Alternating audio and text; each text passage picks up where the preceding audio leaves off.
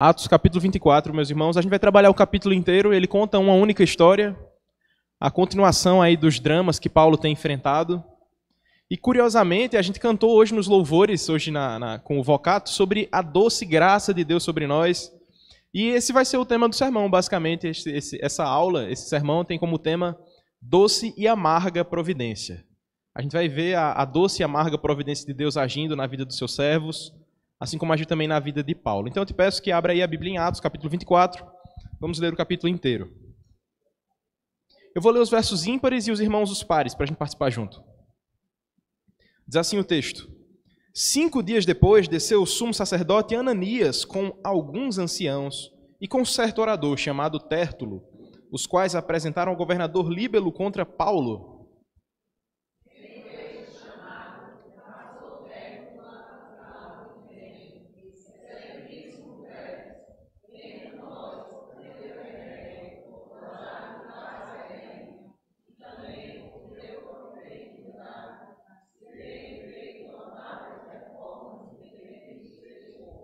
Sempre e por toda parte, isto reconhecemos com toda a gratidão.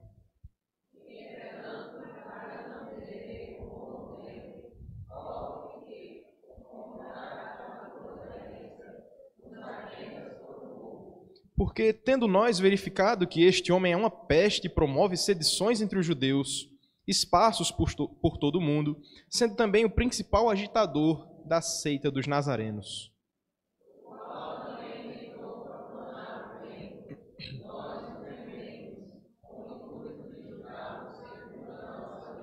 Mas, sobrevindo o comandante Lísias, o arrebatou das nossas mãos com grande violência.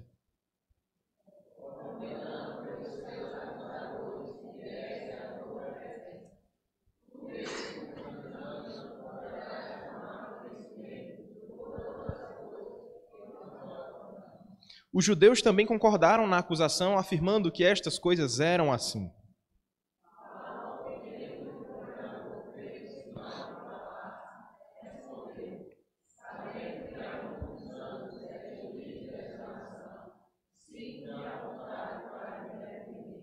Visto poderes verificar que não há mais de 12 dias desde que subi a Jerusalém para adorar.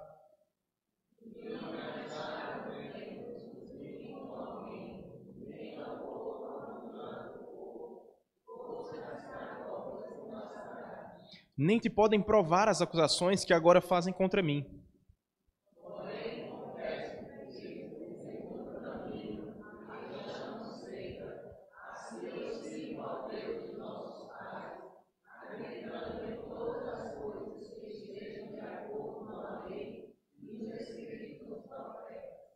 Tendo esperança em Deus, como também estes a têm, de que haverá ressurreição tanto de justos como de injustos.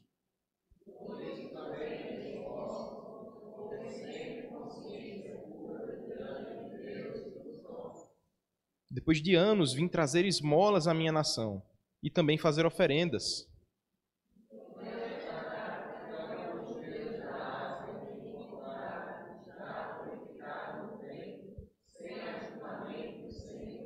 Os quais deviam comparecer diante de ti e acusar, se tivessem alguma coisa contra mim.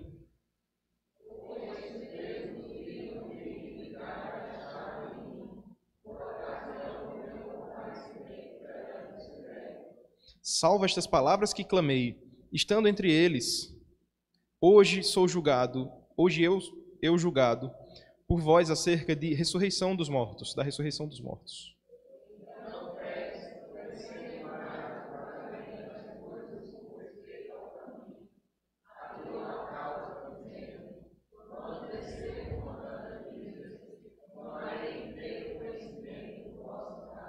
E mandou o centurião que conservasse a Paulo detido, tratando com indulgência e não impedindo que os seus próprios o servissem.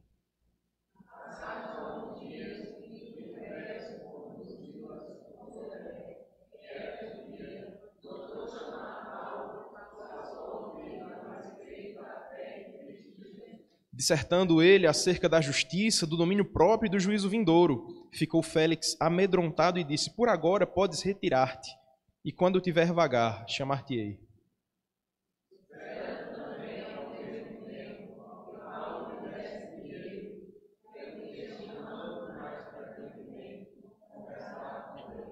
2 anos mais tarde, Félix teve por sucessor Pórcio Festo. E querendo Félix assegurar o apoio dos judeus, manteve Paulo encarcerado. Vamos orar, pedindo iluminação do Espírito sobre essa palavra, sobre nossas mentes? Pai, nós nos curvamos diante do Senhor, te pedindo que com o teu Santo Espírito o Senhor ilumine a nossa mente, ilumine o nosso coração, para que nós possamos entender essa passagem da tua Escritura, esse texto inspirado pelo Senhor, para que ele fale ao nosso coração e nos mostre a doce e amarga providência do Senhor sobre nós. Te pedimos isso para que o nome do Senhor seja engrandecido e o teu povo seja edificado. Em nome de Jesus. Amém. Meus irmãos, provavelmente vocês já ouviram falar dos irmãos morávios, aquela história que você provavelmente conhece, de irmãos que lá no passado se reuniram, oraram fervorosamente e decidiram se vender como escravos na época das grandes embarcações, das grandes navegações, para pregarem como escravos dentro das grandes navegações. Isso fica com uma história muito boa, você com certeza já ouviu como ilustrações de sermão, como eu estou fazendo agora, só que falando de fato sobre eles e por aí vai. E parece que essas coisas ficaram só lá no passado. A gente não escuta mais falar sobre crentes que se vendem como escravos e vão pregar, e enfim. A gente escuta sobre missionários que vão para locais perigosos e tudo mais, mas a gente não escuta essas histórias assim que dariam um livro sobre essas coisas. Mas eu quero te dizer que elas ainda acontecem. Pasmem, mas ainda acontecem. Eu sou aluno de um professor lá do seminário chamado Flávio Ulisses. Ele coordena um dos maiores grupos missionários do planeta. Um grupo chamado Pioneers, os pioneiros. E nesse grupo, ele tem diversas histórias, diversos relatos. Ele vive viajando, ele falta muito às aulas por isso. Ele vai para Bangladesh e vai socorrer uns missionários por aí. Enfim. E quando ele volta, ele vem sempre carregado de histórias para nos contar. E certa feita ele estava contando a história de uma moça que desejava ser missionária na China. Você sabe a situação da China, um país muito fechado ao evangelho e politicamente também. E aí ela desejava pregar na China, ser missionária na China e queria fazer isso com toda a sua vida. Uma moça formada, acadêmica, mas ela queria viver para Cristo pregando na China. E ela tentou ir para a China, como vocês sabem, e era um país muito fechado, não deu certo. Ela teve que ser encaminhada de volta ao Brasil, mas isso não impediu a sua vocação.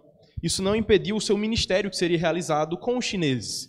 O que ela fez? Ela optou por aprender a ser uma auxiliar de serviços gerais, como nós chamamos aqui, uma faxineira. Ela passou a fazer faxina na casa dos chineses, no bairro Oriental, esqueci o nome, lá em São Paulo, acho que é Liberdade, o nome do bairro. Então não trabalha lá na Liberdade, fazendo serviços gerais, limpeza, faxina, na casa somente de chineses.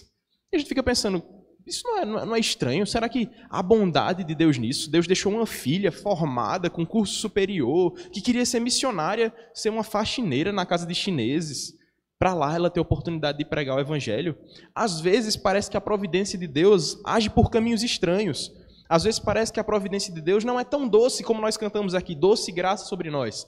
Parece que ela vem com um pouco de amargura, a pessoa está se afadigando. Eu sinto dor na coluna e nem faço faxina, eu acho que essa mulher, coitada, trabalhando para os chineses.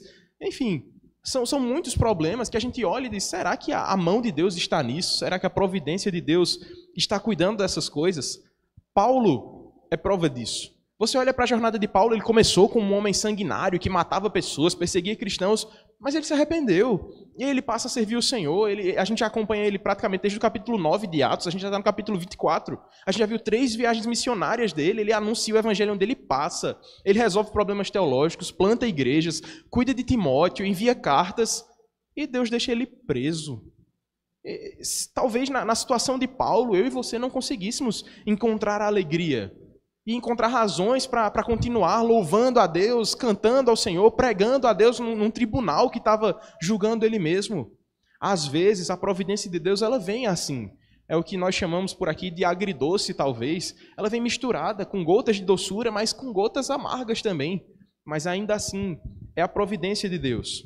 É a providência de Deus que tem sustentado Paulo, nessas histórias assim que parecem loucura, gente que está disposta a ser preso pelo evangelho, gente que está disposta a ser escravo pelo evangelho, gente que está disposta a ser faxineira para chineses, para o evangelho.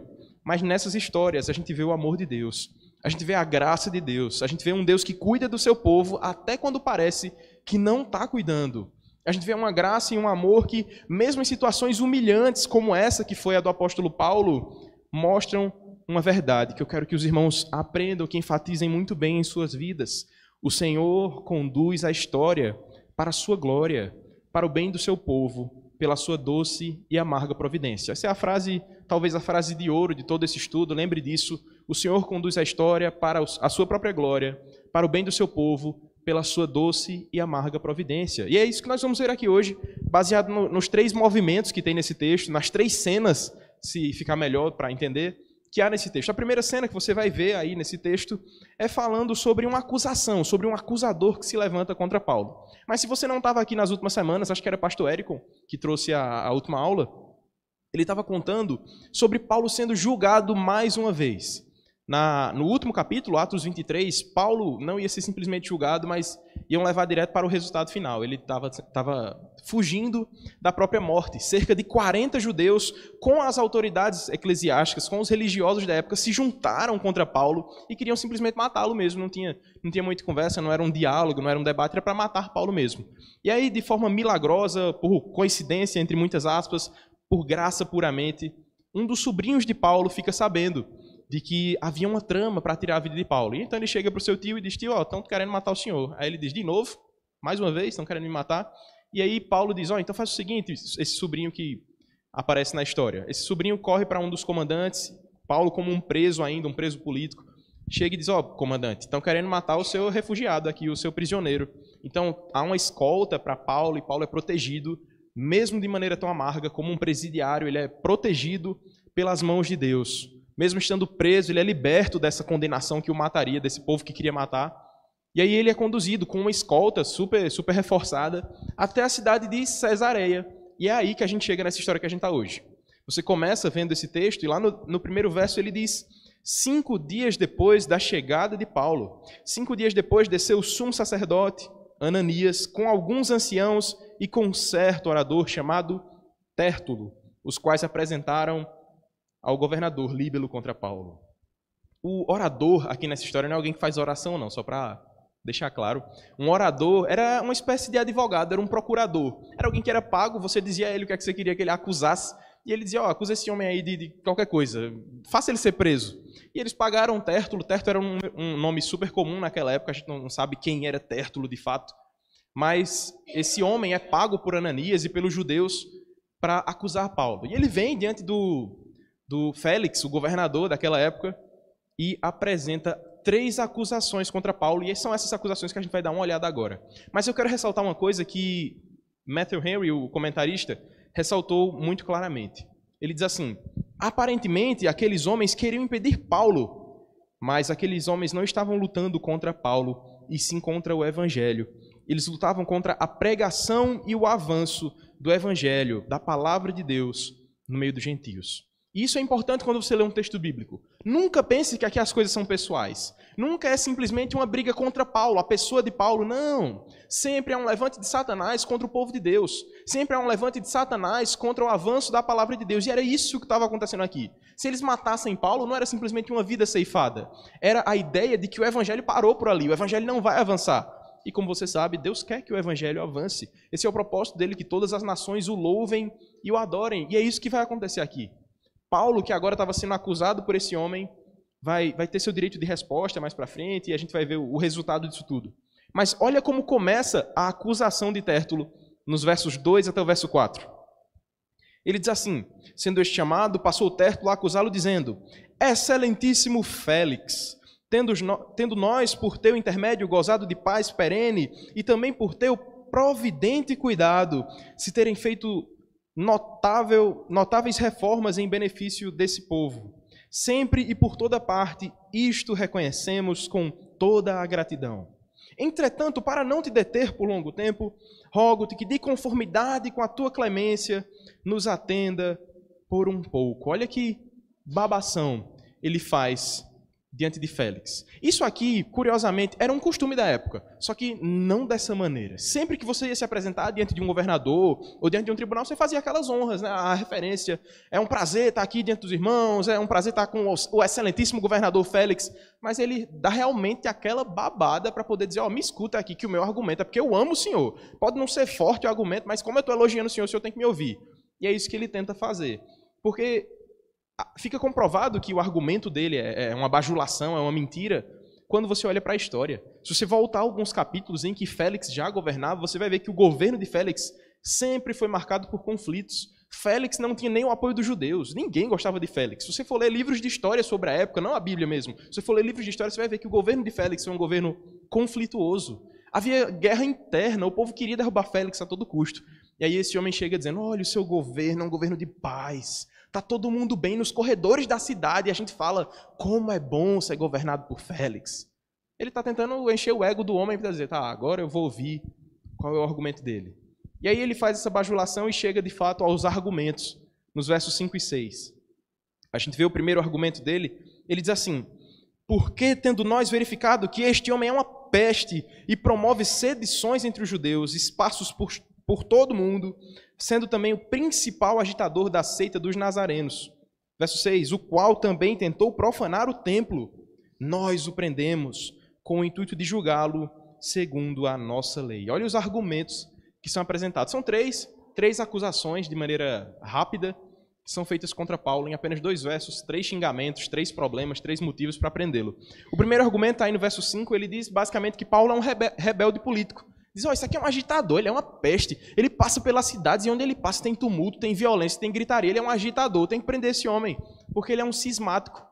Quando ele falava isso, diante de uma autoridade romana, isso era uma afronta à Pax Romana. A Pax Romana, na época, era aquele clima de paz que havia em Roma por causa de um governo autoritário, por causa de um governo poderoso que não deixava as pessoas terem tanta liberdade.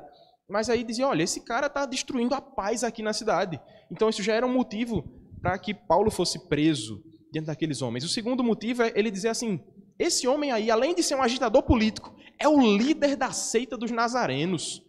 A seita dos nazarenos, aquela seita que a gente faz parte, a seita dos nazarenos, aqueles que seguem a Jesus Cristo de Nazaré, era essa acusação. Ele diz que Paulo era o principal líder dessa seita. E aí, isso para eles era algo criminoso também, porque naquela época você tinha que seguir à risca o código religioso dos judeus.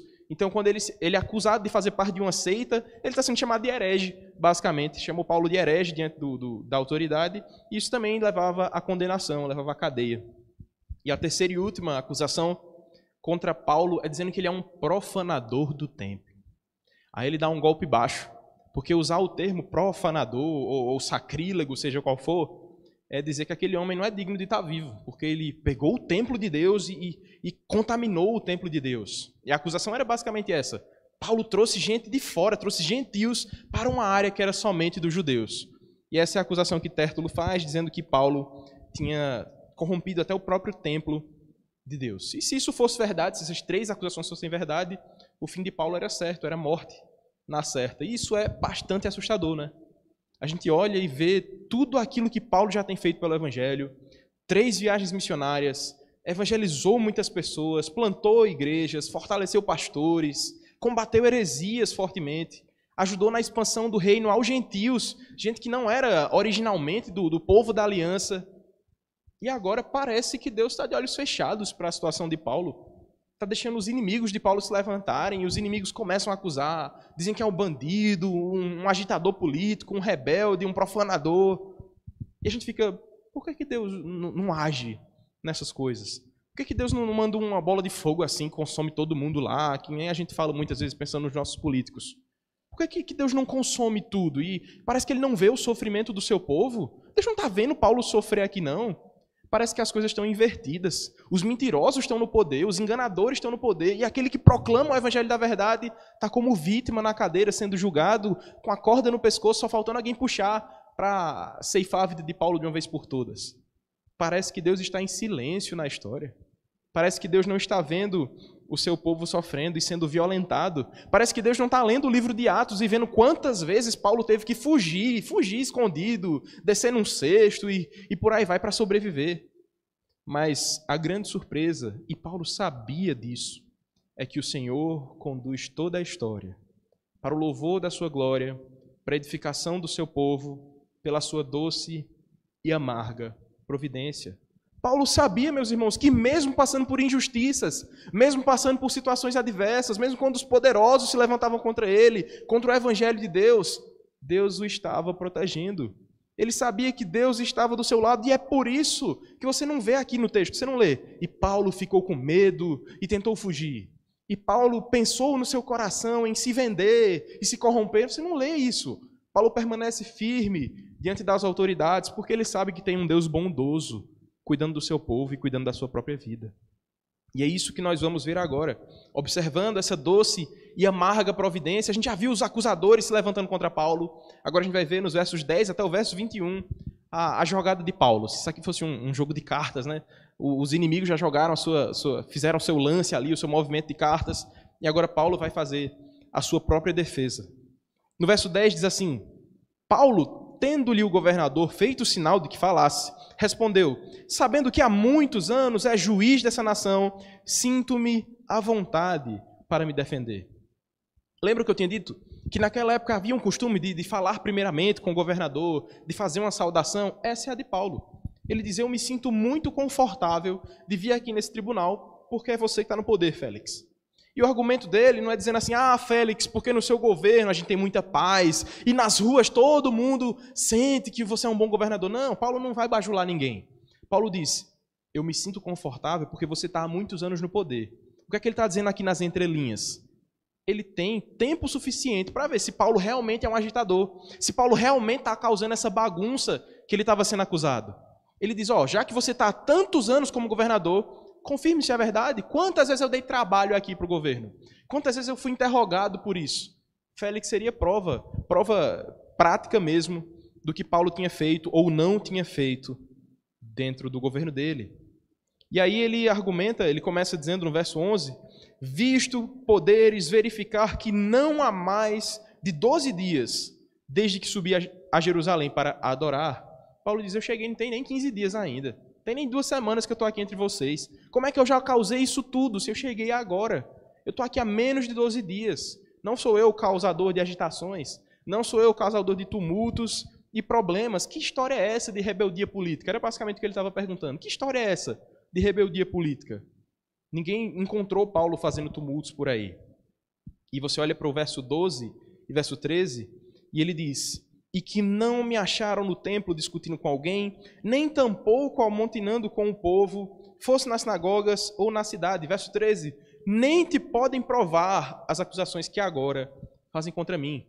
Paulo está perguntando: cadê? Onde é que foi? Me diga onde foi que eu estava fazendo baderna. Onde foi que eu fiz barulho por aqui? Eu estava discutindo com quem? Aonde? Chama esses homens para vir me acusar aqui. Você deve lembrar que nessa acusação só tinha Tértulo, Ananias, que era o sumo sacerdote, e o próprio Félix. Então Paulo fica dizendo: cadê? Quem é que está me acusando? Eu fiz baderna aonde? Qual foi a rebeldia política? Qual foi a agitação que eu fiz? Qual foi o tumulto que aconteceu? Nenhum dos seus acusadores estava lá presente. Nenhum daqueles homens, na verdade, estava sendo verdadeiro, estava sendo honesto em seus argumentos. O propósito ali era mentir realmente, tentar de qualquer forma, um se colar-colou para derrubar Paulo, para derrubar o avanço do evangelho ali na cidade. E era isso que estava acontecendo. Paulo sabia que a coisa não estava muito boa para o seu lado. Por isso, ele não deu motivos. Por isso, ele mesmo diz: eu não fui na sinagoga, eu não fui fazer tumulto por aí. Ele já estava agindo de forma cautelosa. Ele não queria dar munição para a arma dos seus adversários. Ele age com toda sabedoria e prudência. E é por isso que agora ele vai fazer a sua segunda defesa. Primeiro ele já se defendeu dizendo que ele não é um rebelde político. Agora no verso 14 até o verso 16 ele diz: porém, confesso-te que segundo o caminho a que chamam seita, assim eu sirvo ao Deus de nossos pais, acreditando em todas as coisas que estejam de acordo com a lei e nos escritos dos profetas. Tendo esperança em Deus, como também estes a têm, de que haverá ressurreição tanto de justos como de injustos. Por isso, também me esforço por ter sempre consciência pura diante de Deus e dos homens. Essa é a segunda defesa de Paulo. A segunda acusação tinha sido essa: esse homem é o líder da seita dos nazarenos. E Paulo diz: tá, se você quer chamar de seita, chama de seita. Eu realmente faço parte dessa seita. Mas ele não chama a seita dos nazarenos. Ele chama de caminho. E olha como ele muda a temática. Ele não foca mais dizendo que porque somos de Nazaré ou algo assim. Somos do caminho. E que caminho? O caminho da lei e o caminho dos profetas. Olha como ele tem uma sacada brilhante. Ele diz: eu faço parte desse caminho porque esse caminho que eu sigo segue à risca. Eu acredito em tudo o que está escrito na lei e nos profetas. A lei, para eles, era o Pentateuco, tudo aquilo que Moisés escreveu. A lei e os profetas, e todo o resto eram os profetas escritos. Então ele diz: eu creio na lei e creio nos profetas. Qual o problema aqui? Qual é a questão? Vocês chamam de seita, então, lei e profetas para vocês é seita? É o que ele está perguntando aqui diante dos homens. Qual o problema de eu ser um seguidor do caminho? O caminho da lei e o caminho dos profetas. Ele tem muita coragem para chegar diante das autoridades e dizer isso. Chegar diante dos homens e dizer, na minha consciência eu estou tranquilo, como ele diz no verso 16. Por isso eu tenho a minha consciência tranquila e pura diante de Deus e diante dos homens. Ele sabe que ele não é um herege, e muito menos o líder de uma seita herege. Ele é simplesmente um seguidor do caminho. O mesmo caminho que agora ele argumenta que a lei, ou seja, que Moisés seguiu, que todos os profetas, Elias, Isaías, Jeremias, seguiram. Então o que ele está dizendo aqui? Vocês querem me incriminar porque eu sigo o caminho? Então vão incriminar também Moisés. Vão também incriminar Elias, porque eu sigo o mesmo pensamento que eles. Era o que Paulo estava dizendo. Nós temos que ter uma fé firme a esse ponto. Você tem que saber no que você crê, para que você não seja indagado e não saiba defender a sua fé. Não saiba dizer em que está firmada a sua fé. Por que você é presbiteriano? Por que a nossa igreja não tem escrito batista ali fora? Tem que saber por quê. Por que você é um presbiteriano? E você só sabe isso quando você está firmado nas suas bases doutrinárias. De onde vem a sua fé? Será que foi João Calvino que criou a igreja presbiteriana? Não foi João Calvino que criou. E nós temos que saber isso para que o mundo não nos confunda com outras seitas, outros pensamentos. Você só sabe disso buscando, tendo intimidade com Deus, intimidade com a sua palavra. E no caso de uma denominação, com símbolos de fé da sua igreja. Se você tem uma Bíblia de Genebra aí na sua mão, provavelmente você vai ver que lá no final dela, você tem os símbolos de fé resumidos, bem compilados lá. E a gente pode crescer nesse sentido, de saber defender aquilo que pensamos, aquilo que cremos. E é isso que Paulo está fazendo. Então ele passa agora a sua terceira defesa. A acusação de número 3 de Tértulo era: esse homem é um profanador. Ele chegou no templo e trouxe para a área que era somente dos judeus, os gentios. E olha como Paulo se defende no verso 17 até o verso 21. Ele diz: depois de anos, vim trazer esmolas à minha nação e também fazer oferendas. E foi nesta prática que alguns judeus da Ásia me encontraram, já purificado no templo, sem ajuntamento e sem tumulto, os quais deviam comparecer diante de ti e acusar, se tivessem alguma coisa contra mim. Ou estes mesmos digam que iniquidade acharam em mim, por ocasião do meu comparecimento perante o Sinédrio. Salvo estas palavras que clamei, estando entre eles, hoje sou eu julgado por vós acerca da ressurreição dos mortos. Parece o argumento mais difícil de entender de Paulo aqui. Mas de forma resumida, ele estava dizendo assim: esses homens aí, que estão dizendo que eu trouxe gentios para a área que era privada, que era fechada realmente, só para judeus do templo, são mentirosos. Eles mesmos viram que, fazia muito tempo que eu não ia no templo. E eu fui no templo para fazer oferendas, para trazer minha oferta de gratidão ao Senhor. Talvez em um ato de culto. Paulo volta lá para o templo, talvez com saudade, com vontade de rever alguém, os irmãos, de cultuar o Senhor. Ele chega no culto, no templo, e vai simplesmente fazer sua entrega, sua adoração ao Senhor. E aí os judeus olham para Paulo e dizem: aquele ali é o que está pregando aos judeus. Vamos pegar ele agora? E inventam uma história dizendo que Paulo está inserindo gentios na parte que não é para os gentios. E Paulo faz: cadê eles? Quem foi que falou isso? Traga eles aqui para eles dizerem com quantos gentios eu estava, para dizer o que é que eu estava fazendo, porque Paulo diz: sem tumulto, sem ninguém. Ele chegou lá sozinho. Ele foi adorar a Deus sozinho e foi acusado de tumulto dentro do templo. E aí ele diz, no último verso, aí no verso 21, ele diz: salvo estas palavras que clamei, estando entre eles, hoje sou eu julgado por vós acerca da ressurreição dos mortos. O que ele está dizendo aqui, irmãos, é o seguinte: eu já sei onde essa conversa vai chegar. Eu sei que vocês não estão querendo me prender por causa de ser um rebelde político, ou porque eu sou um herege, ou porque... Não, eu sei que vocês querem me prender porque eu estou anunciando a ressurreição dos mortos. Paulo entendeu que a perseguição, no fim das contas, não era por causa dele, era por causa da crença no Evangelho. Paulo era um pregador da ressurreição, e nós também devemos ser. A ressurreição talvez seja uma das principais doutrinas para nós. Se Cristo não ressuscitou, é vã a nossa fé, é vã a nossa esperança.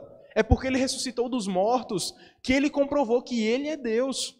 Que Ele comprovou que tudo aquilo que Ele disse era verdade. Se Ele simplesmente tivesse morrido e ficado no túmulo, Ele tinha enganado um monte de gente. Tinha dito que era algo que não era. Mas Ele ressuscitou e disse que juntamente com Ele, todos os justos e injustos também ressuscitarão. Os justos para viverem eternamente em alegria e glória com Ele.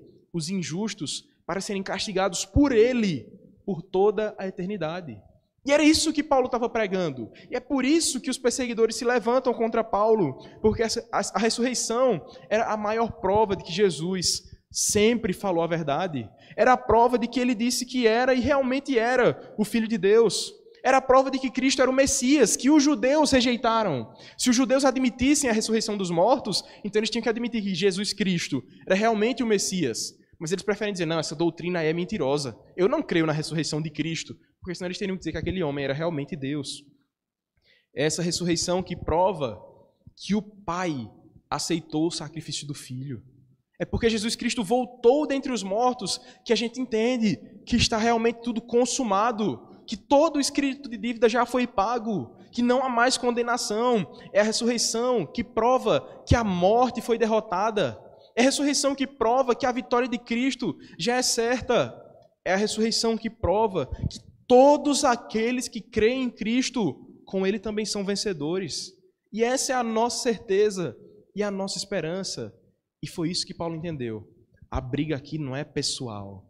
Vocês estão brigando é contra Deus mesmo. Vocês estão brigando contra a ressurreição dos mortos. Paulo sabia. Eu não fiz profanação, coisa nenhuma. Vocês estão reclamando é porque eu creio que Jesus ressuscitou. Esse era o grande embate que estava acontecendo ali. E Paulo, preste atenção no texto, Paulo não faz muitas defesas acerca dele mesmo. Ele não chega e diz, olha, Félix, você deve ver, eu sou um homem estudado, eu trabalhei a minha vida inteira, eu ensinei pessoas, eu fiz tendas, veja, eu tenho boas obras. Paulo não chega e fala isso. Aquele que era o momento dele se defender, imagine o tribunal, teve o seu acusador e se levantou dizendo que Paulo era um bandido político, enfim, tudo mais. E Paulo não faz uma única defesa pessoal. Ele não chega e diz, eu preciso, diante da lei, ser diminuída a minha pena, porque eu sou um homem bom, porque eu pratico bem. Não. Paulo usa esse tribunal, Paulo usa essa acusação como um momento de anunciar o Evangelho. Aquele momento que sua vida poderia acabar ali mesmo. Ele diz, é melhor morrer anunciando Cristo. Mesmo que esse homem me condene, mesmo que o destino final aqui seja a morte, eu vou anunciar Cristo. E é isso que ele faz. No seu tribunal, no seu julgamento, ele anuncia Jesus Cristo. Ele anuncia o nosso Salvador. Paulo tinha certeza de que o Senhor conduz a história para o louvor da sua glória, para a edificação do seu povo, pela sua doce e amarga providência. Por isso, acontecesse o que acontecesse com ele, ele anunciaria Cristo. Porque muito mais importa anunciar, proclamar o Evangelho de Cristo do que proteger a própria vida. Paulo sabia disso. E nós precisamos também estar atentos a essas oportunidades em que Deus nos coloca. Talvez as oportunidades pareçam estranhas. Você está num conflito familiar e talvez aquele seja um bom momento para falar do Evangelho. Seu filho cometeu um pecado que você não esperava que ele cometesse, e aí você fecha a porta do quarto e vai repreender. E talvez antes de dar a palmada, você pregue o Evangelho. Seu patrão está se envolvendo em atos corruptos, e você tem uma certa liberdade de conversar com ele. Talvez essa seja a oportunidade de pregar o Evangelho. Mesmo que talvez custe o seu emprego, mesmo que talvez o seu filho vá ficar com raiva de você, sempre é uma oportunidade de pregar o Evangelho, mesmo que ela pareça estranha, mesmo que pareça um tribunal, como era o caso de Paulo. Esteja atento para as oportunidades de anunciar o Evangelho de Cristo, de defender o Evangelho de Cristo, de proclamar salvação e ressurreição somente por meio de Cristo, como fez o querido apóstolo Paulo. E olhando para essa doce e amarga providência de Deus, nós chegamos ao último movimento desse filme aqui que está acontecendo, dessa saga de Paulo, nos versos 22 até o verso 27. Uma resposta está sendo adiada aqui. Olha o que diz o texto. Então, Félix, conhecendo mais acuradamente as coisas com respeito ao caminho, adiou a causa, dizendo, quando descer o comandante Lísias, tomarei inteiro conhecimento do vosso caso. E mandou ao centurião que conservasse a Paulo detido, tratando-o com indulgência e não impedindo que os seus próprios o servissem. Passados alguns dias, vindo Félix com Drusila, sua mulher, que era judia, mandou chamar Paulo e passou a ouvi-lo a respeito da fé em Cristo Jesus. Dissertando ele acerca da justiça, do domínio próprio e do juízo vindouro, ficou Félix amedrontado e disse: por agora podes retirar-te, e quando eu tiver vagar, chamar-te-ei. Esperando também, ao mesmo tempo, que Paulo lhe desse dinheiro, pelo que, chamando mais frequentemente, conversava com ele. 2 anos mais tarde, Félix teve por sucessor Pórcio Festo. E querendo Félix assegurar o apoio dos judeus, manteve Paulo encarcerado. Meus irmãos, todo tribunal tem que chegar a uma decisão final, tem que ser batido o martelo. Se fosse para acusar Paulo, já tinha 3 acusações. Batia o martelo, Paulo seria morto, ponto final. Se fosse para ouvir a defesa de Paulo e dizer, tá, ele está certo, ele realmente não é um criminoso, bate o martelo, libera Paulo e deixa ele ir embora. Mas não foi isso que aconteceu. Félix, como um bom político, no pior sentido que a palavra político pode vir à sua mente, ele decide que vai adiar um pouco a situação. Para Paulo é super tranquilo. Eu só vou ficar aqui preso mais tempo, vou ficar aqui acorrentado talvez mais tempo, super tranquilo. Não era Félix que estava preso, então vamos adiar a situação de Paulo.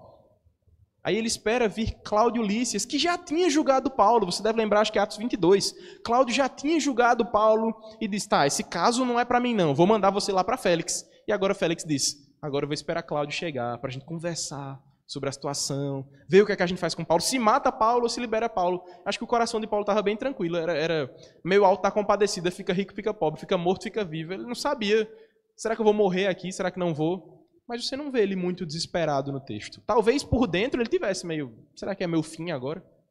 Mas ele não demonstra esse temor, ele não demonstra essas pernas balançando de medo. Ele olha para a situação e prega o evangelho. Olha o que diz o verso 23. Félix diz, bom, como eu não vou resolver a situação, vamos fazer o seguinte, Paulo volta lá para a cela, mas não vai ser uma cela terrível assim. Eu vou tratar ele com indulgência, vamos tratar ele com cuidado, ele é um preso importante, ele é um cidadão romano, então vamos deixar ele preso, mas uma cela confortável, vamos botar um travesseiro então para ele deitar pelo menos. E aí ele ainda permite que os seus próprios o servissem, isso quer dizer que os amigos de Paulo podiam visitar, a família dele podia chegar lá e conversar alguma coisa, talvez trazer algo que ele precisasse. Mas olha o que é interessante. Quando chega nos versos 24 até o verso 26, a gente vê que o governador Félix, ele passou a visitar Paulo. Ele ia naquela cela, movido talvez por uma curiosidade, que o texto vai dizer que não era só curiosidade mais para frente, mas cheio de curiosidade sobre o caminho. Ele queria ouvir mais sobre esse caminho que Paulo pregava. Ele queria ouvir mais sobre esse caminho que tanto Paulo anunciava. Ele queria talvez saber por que esse homem doido já foi preso 1 vez, 2 vezes, 3 vezes, foi preso lá, foi preso aqui e continua anunciando esse caminho. Por que Paulo continua anunciando esse instinto de seguir, essa profissão de fé que ele segue? E aí ele passa lá a conversar com Paulo e leva sua esposa, Drúzila, uma mulher um tanto quanto peculiar. Não é muito falado sobre ela na Bíblia, mas se você pesquisar um pouco, você vai ver. Ela era uma pessoa bem parecida com Félix. Alguém bem política, movida por poder, por interesse, por oportunidades. Ela era casada com um judeu, o texto vai dizer aí que ela é judia. Ela era casada e com 16 anos ela já era casada e resolveu se separar aos 16 anos porque viu a brilhante oportunidade de ser a 3ª esposa de Félix. Mas era de Félix. Era bem mais poderosa. Mesmo que ela não fosse respeitada, ela teria mais condições financeiras, ela seria mais poderosa. E aí você vê esse casal super tranquilo, um casal super crente, assim, gente boa mesmo os dois, e eles chegam lá no gabinete pastoral de Paulo, chamado cela, e vão ouvir Paulo tentando os evangelizar, Paulo tentando discipular. E o texto diz no verso 24 que eles ouviram Paulo falar a respeito de sua fé em Cristo Jesus. Paulo estava na cadeia. E as pessoas que o prenderam estavam visitando. Isso no Brasil seria uma coisa inimaginável. E ele vai e evangeliza aqueles que o jogaram na cadeia. E, naturalmente, você espera que algo aconteça. Ou esses homens se convertem e a história acaba com um final feliz. Nossa, Félix se converteu, Drúzila se converteu, agora eles amam a Cristo, liberaram Paulo e ficou tudo bem. Ou acontece o que aconteceu. Quando Paulo, no verso 25, diz assim, dissertando ele acerca da justiça, do domínio próprio e do juízo vindouro. Paulo falou sobre tudo aquilo que o pecador ama escutar. Paulo chegou e disse, vai ter um juízo divino, Ele vai punir todos os pecadores. Ele vai punir todos aqueles que são movidos por dinheiro, por poder, por cobiças, por avareza, os impuros, os imorais, os infiéis que se separam com 16 anos para casar com um rei mais rico. Ele fala isso, e aí eles dois ficam super animados, como o texto diz aí. Eles ficam amedrontados. Eles ficam espantados diante do sermão de Paulo lá no gabinete pastoral chamado Cela. E a reação deles é clara. Para. Quero ouvir mais não. Depois a gente conversa sobre isso. Depois, em outra oportunidade, quando eu tiver tempo, a gente volta aqui para conversar com você. É isso que o Evangelho faz com as pessoas. O mesmo Evangelho que trouxe vocês para cá. O mesmo Evangelho que no seu coração foi motivo de alegria, de esperança, de salvação. Para muitos pecadores com o coração endurecido, é motivo de condenação. Ouvir o Evangelho era para trazer esperança para esses homens, para Drusila e para Félix. Mas para eles, o Evangelho não era de salvação, era de condenação. Eles não estavam simplesmente adiando o julgamento de Paulo, eles estavam adiando o entendimento sobre Cristo. Meus irmãos, chega uma hora que não tem mais tempo, não. Chega uma hora em que você adiou um pouquinho, fugiu um pouquinho de Deus e agora eu quero mais e não tem mais oportunidade. E é isso que acontece com muitos pecadores que são expostos ao Evangelho, que têm a oportunidade de ouvir a palavra sendo pregada com fidelidade e rejeitam e fecham seus ouvidos e dizem, não, depois eu resolvo isso aí. Depois eu vou aceitar esse Jesus Cristo. Depois, quando eu ajeitar a minha vida, eu vou atrás de Cristo. Eu sou muito bagunçado, eu bebo muito e quando eu me ajeitar, eu venho para a igreja. Talvez seja tarde demais. Talvez a oportunidade já tenha passado. Talvez o carro da salvação já tenha passado pela sua porta e não tenha mais oportunidade para poder buscá-lo e acompanhá-lo. Félix e Drusila são fortes indicativos disso. De que tiveram a oportunidade de ouvir sobre a salvação em Cristo, mas rejeitaram. E aí você vê o último verso desse texto, os versos 26 e 27, na verdade. No verso 26 fica claro que a intenção de Félix não era simplesmente ouvir do Evangelho. Ele ia lá no gabinete pastoral de Paulo, chamado Cela, e tinha essa curiosidade sobre tudo aquilo que Paulo pregava, mas olha a motivação dele também. Esperando também, ao mesmo tempo, que Paulo lhe desse dinheiro. Ele só errou porque Paulo não era brasileiro. Se fosse brasileiro, aí teria um jeitinho brasileiro para dizer, toma, me libera aqui. Vai, traz aí mais coisa para mim, bota um celular aqui dentro para eu ligar para os meus amigos e a gente resolver umas situações. Mas Paulo não era brasileiro nesse sentido, ele não ia dar jeitinho nenhum, ele aceitou a sua condenação e ficou lá preso e pronto. Ele não subornou o Félix para poder ter a sua pena diminuída ou liberada. Paulo aceitou a amarga providência de Deus em sua vida, como um encarcerado do Evangelho, como um acorrentado por causa de Cristo. E aí o desfecho dessa história não é um desfecho da Disney, não é um final feliz em que todo mundo fica amigo e sai de mãos dadas sorrindo, não é aquele filme que você chora emocionado. O final é simples, Paulo continuou preso por mais 2 anos. O verso 27 diz isso.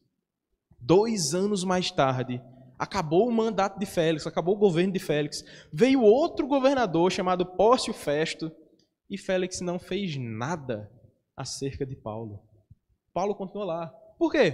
Porque Félix, ele queria ter o apoio dos judeus. Se ele libera Paulo, os judeus ficam contra ele. Diz, oxente, eu queria prender esse cara, eu queria que esse cara morresse, você liberou ele, então a gente vai se rebelar contra Félix. E aí ele não se queima com os judeus, e também ele tem um peso na consciência de saber que Paulo não é um criminoso e não ia matar Paulo injustamente, porque a lei romana cairia sobre ele, dizendo que não pode matar um cidadão romano sem ter um motivo claro para isso, sem ter um crime na conta, e Paulo não tinha. Então ele fica nessa sinuca de bico, sem saber o que fazer, sem saber para onde vai, e como um bom político ele só adia, bota na gaveta e diz, ano que vem a gente vê isso aí, ano que vem a gente pensa sobre isso. Enquanto tem ano que vem, vai comendo tempo aí nessa história. E Paulo ele prova mais de uma vez que nesse mundo caído, nem sempre as histórias têm um final feliz. Nem sempre as histórias são como os contos de fada, em que aparece uma princesa e resgata... não, ao contrário, né? Aparece um herói e resgata a princesa. Não tem. Não tem isso. Paulo ficou na cela mesmo e esse foi o final da história até aqui. Semana que vem a gente vê mais coisas. Mas, por enquanto, a história acaba aparentemente amarga. mas ela é repleta de doçura, mesmo na amargura. Porque Paulo está vivo, ele está bem, ele está seguro, ele não está doente, ele não está em prantos. Ele está dentro de uma cela, mas ele recebe o cuidado dos seus amigos, ele recebe o cuidado da sua família, ele ainda pode proclamar o evangelho, ele ainda tem o cuidado de Deus sobre a sua vida. Paulo está provando mais uma vez que o Senhor conduz a história para o louvor da sua glória, para a edificação do seu povo, pela doce e amarga providência. Mesmo quando os poderosos desse mundo falham, mesmo quando os poderosos desse mundo, os governantes, os presidentes se corrompem, há um Deus que cuida do seu povo. Mesmo que saia um decreto novo dizendo vamos matar todos os crentes, eu tenho certeza, mesmo que o sangue dos crentes seja derramado, Deus fará com que sua igreja avance. Deus fará com que o seu povo permaneça feliz, permaneça fiel, permaneça amando a Ele. Prova disso são os países que há perseguição. As igrejas lá são muito mais ativas e maiores numerosamente do que as nossas por aqui. Uma das igrejas que mais cresce no mundo é na Coreia. Um país completamente fechado, completamente travado para o evangelho, e ainda assim é uma igreja subterrânea que cresce exponencialmente. Deus faz com que o seu povo cresça e avance, e tudo isso para o louvor da sua própria glória.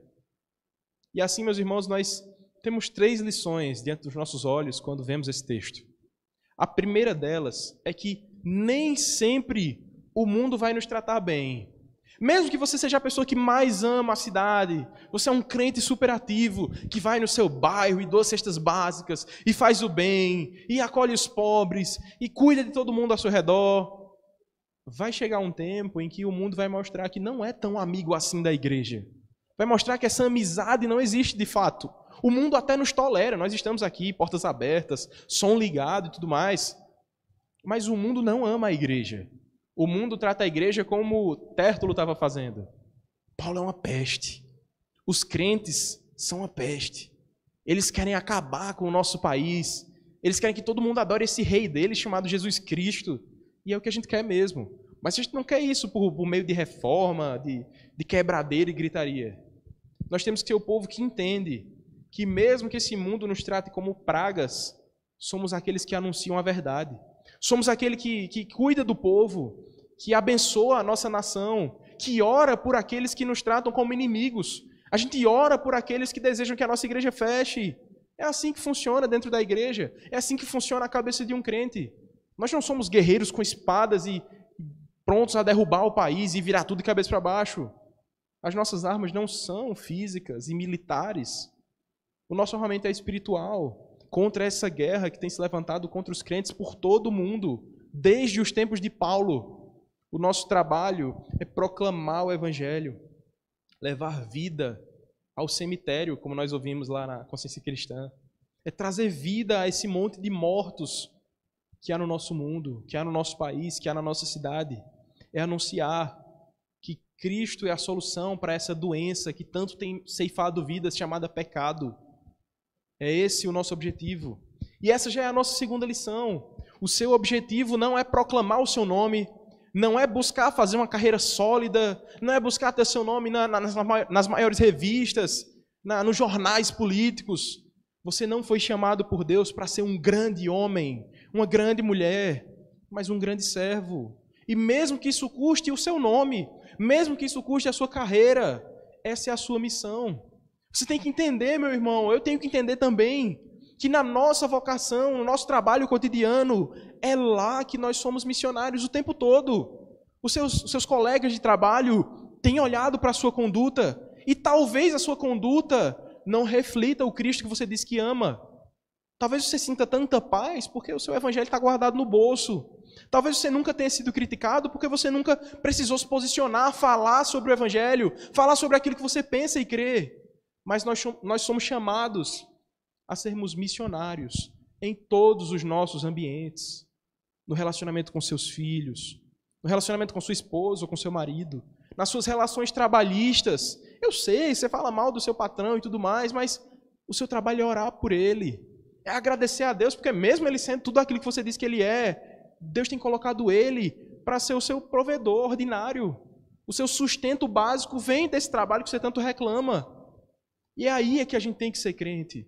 É aí que a gente tem que anunciar, porque pela graça de Deus você não está num tribunal como Paulo. Mas se você não tem coragem para anunciar o evangelho no seu trabalho, no seu estudo, na sua sala, mesmo que de forma sutil, não estou dizendo para você levar a Bíblia, abrir, patrão, sente agora que eu vou ler o evangelho. Não é isso que eu estou falando. No seu cotidiano, na sua vivência. Se você não tem coragem de anunciar o evangelho nessas situações, meu irmão, eu não quero nem ver quando chegar uma perseguição, então. Eu não quero nem ver como é que fica a igreja quando começarem os rumores que tanto tem se dito. Eu não quero nem ver como vão ficar os crentes se fizerem um tribunal aqui, então. Vamos começar um por um. Primeiro pastor, senta pastor, vamos ver. Meu irmão, nós temos que anunciar o evangelho com firmeza. Não é anunciar que você tem uma carreira sólida, que você estuda há 30 anos um tema precioso. Isso é bom. Se Deus te deu tudo isso, louve a Ele. Anuncie a glória dEle, não a sua. Não os seus poderosos feitos, mas os poderosos feitos do nosso Salvador. E isso nos leva a uma terceira lição. Talvez nós estejamos desatentos a perceber tantos Félix e tantas Drusilas ao nosso redor. Talvez você não perceba, mas a pessoa que pode sentar ao seu lado só tenha curiosidade pelo Evangelho. É alguém que gostou da forma que o pastor Ericon prega, que o pastor Flauber prega, que o seminarista maluco prega. Gostou, e aí gostou de ouvir esses temas importantes, porque você é uma pessoa que não gosta de aborto, e na igreja também a gente não gosta, então você se identificou, você gostou dos temas que são conversados, você gostou de escutar sobre uma moralidade que vem de um Cristo que não peca, que não briga, que não se entrega aos pecados desse mundo, você gostou de tudo isso, você gostou que na igreja as pessoas se vestem bem, a gente não vem nu para a igreja, e você gostou disso tudo, mas no seu coração está faltando cruz. No seu coração está faltando Jesus. E não deve ser assim. Nós não estamos aqui na igreja por curiosidade. Se você está aqui por curiosidade, como Félix, que ia visitar Paulo dizendo, Paulo, me conta mais. Eu quero aprender mais sobre esse caminho. E se o caminho não está no seu coração, tem outro caminho no seu coração. E esse caminho é um caminho de condenação, meus irmãos. Esteja atento. Se você tem certeza que você ama a Cristo, se você tem certeza que você ama o caminho, atente-se então agora para os que estão ao seu redor. Talvez aquela pessoa que senta com você domingo após domingo ainda não esteja no caminho. Talvez a pessoa que está com você ao seu lado ainda não enxergue Cristo como Salvador. Só olhe para Cristo como um bom exemplo, como um grande mestre, como um guru filosófico. Mas Cristo não é isso. Cristo é aquele que nos livra do nosso próprio pecado. Cristo é aquele que nos perdoa daquilo que ninguém poderia nos perdoar. É aquele que paga a conta em nosso lugar. A conta que todo caixa de todas as igrejas não seria capaz de pagar. É Cristo que faz por nós essa obra maravilhosa. É por isso, meus irmãos, que Paulo anuncia num tribunal ressurreição dos mortos. É por isso que você tem que estar atento para quando seu filho vem com uma conversa um tanto quanto estranha, anunciar o Evangelho. Não é porque ele está lá no DI, eu sei que o DI tem um trabalho importantíssimo, e lá eles escutam sobre histórias maravilhosas. Não é por isso que seu filho tem certeza da salvação, não. Você, como pai, tem que ter esse trabalho de assegurar que seu Cristo está ouvindo o Evangelho. É você que tem essa responsabilidade de instruir ele no caminho de Cristo. É você que tem que buscar que seu filho esteja com os pés firmados, se você já tem os pés firmados. E essa é a terceira lição que Paulo nos ensina aqui, que essa palavra nos ensina. Não adianta ter curiosidade sobre o Evangelho. Não adianta você ter todas as doutrinas na sua cabeça. Ah, eu sei falar de santificação, justificação, eu fiz homilética lá no seminário, eu sei de tudo. E a cruz? E o Evangelho? E Jesus? É isso que nos leva para o céu. Não é o tamanho do cérebro, é o tamanho da cruz de Cristo. Não é o quanto você aprendeu, é o quanto você ama a Deus, é quem você ama, se é realmente Cristo, ou se são as suas paixões, se é a sua carreira. E que Deus nos livre, meu irmão, de sermos como Félix, como Drusila, que ouvem, mas fogem. Depois a gente conversa sobre isso. Depois a gente pensa em Evangelho. E eu gostaria de concluir lembrando, assim como a irmã que eu mencionei lá no começo, que eu nem sei o nome dela, o pastor não disse. Aquela irmã que decidiu, sendo uma pessoa grande na sociedade, se fazer uma faxineira para trabalhar no bairro chinês. Assim como os irmãos morávios, que decidiram se vender como escravos para anunciar o Evangelho. Assim como Paulo, que foi preso não uma vez, que teve a corda no pescoço não somente uma vez. Assim como o próprio Cristo suportou tudo aquilo que suportou por amor a Deus, assim também deve ser com a igreja. Não somos chamados a viver no conforto das nossas cadeiras de plástico. Somos chamados a ficar de pé e anunciar o bendito Salvador. Anunciar esse mundo que existe uma doce e amarga providência. Um Deus que cuida de toda a história para aqueles que são seus filhos viverem com Ele. E deixa eu te dizer, a providência é doce e amarga. Mas mesmo que você pense que a sua vida só tem amargura, eu quero te dizer que sua vida é muito doce. Muito doce. Porque os nossos sofrimentos do tempo presente não se comparam com aquilo que há de ser revelado em Cristo. Porque todo sofrimento que você enfrenta na sua vida não se compara ao que o seu Salvador sofreu por você. A providência para Ele foi muito amarga. O cuidado do pai sobre o filho foi muito amargo, para que sobre você, para que sobre mim, pudesse ser doce. Ele sofreu, para que você e eu não precisássemos sofrer o que Ele sofreu. Ele clamou na cruz, Deus meu, por que me desamparaste? Para que eu e você não fôssemos desamparados. Esse é o nosso Salvador.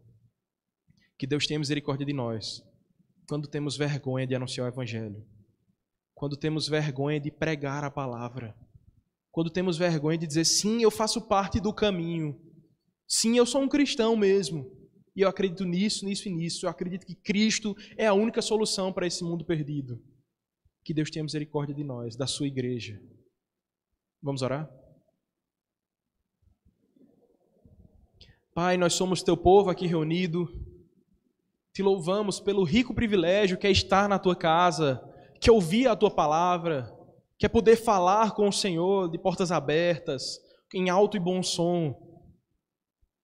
Mas nós temos muito a te pedir perdão.